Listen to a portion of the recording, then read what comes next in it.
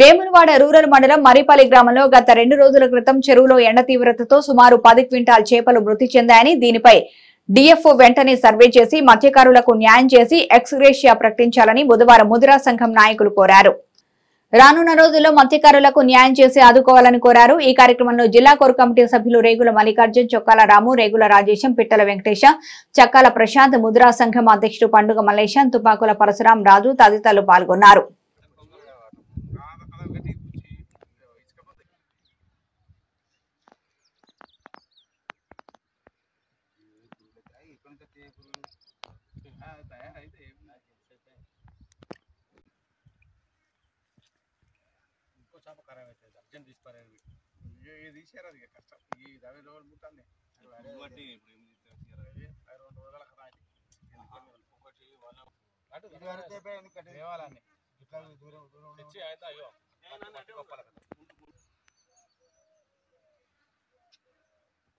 నరసింహాపేట చేసుకున్నాం అయితే బండు నడుపు నీళ్ళు తక్కువైనాయి.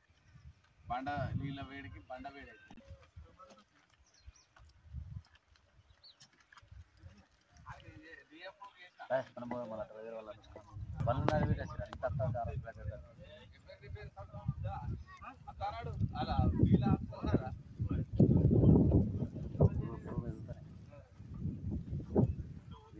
ఫోటో కూడా తీయకూడదు.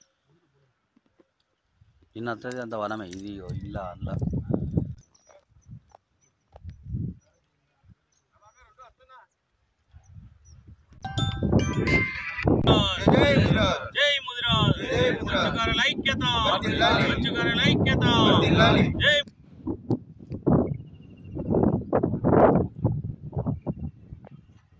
జై ముద్రా మత్స్యకారుల ఐక్యత మత్స్యకారుల ఐక్యత జై ముద్రా జై ముద్రా మత్స్యకారుల ఐక్యత మత్స్యకారులకు వెంటనే న్యాయం చేయాలని మత్స్యకారులకు వెంటనే న్యాయం చేయాలని మత్స్యకారులకు వెంటనే న్యాయం చేయాలి మత్స్యకారులకు వెంటనే న్యాయం చేయాలి.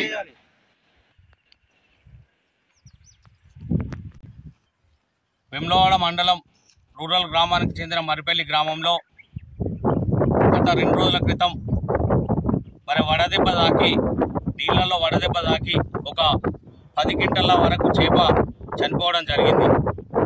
ఇందులో భాగంగా మరి ఈ 2 రోజుల క్రితం చనిపోయినా కూడా మరి డిస్ట్రిక్ట్ డిఎఫ్ఓ గారు శివప్రసాద్ గారు ఇప్పటి వరకు కూడా వచ్చి దాన్ని చూసిన పాపాన పోలేదు.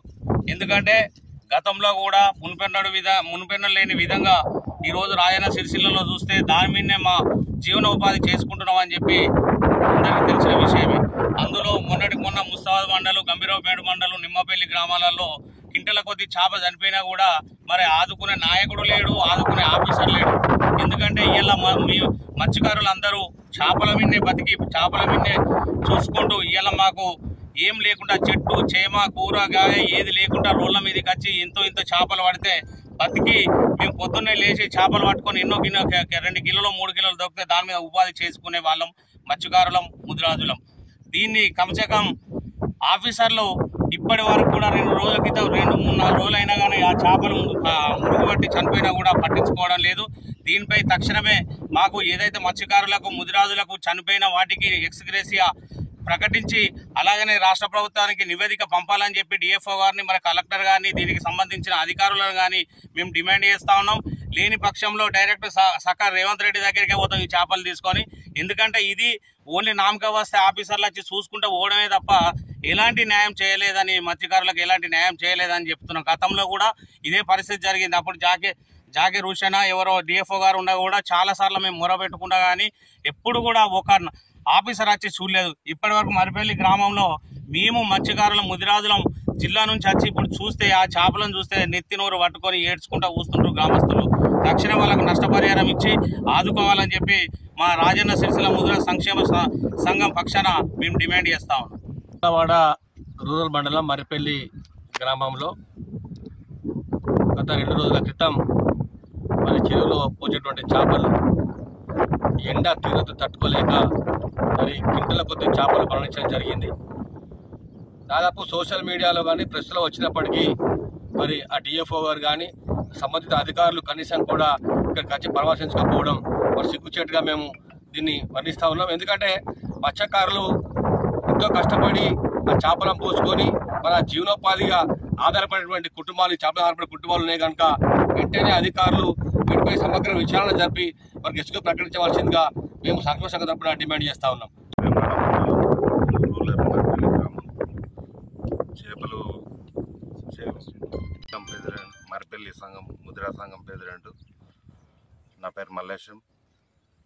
మేము ఈ చేపలు అనేటివి ఎండ దెబ్బతోటి అతిగా చనిపోతున్నాయి.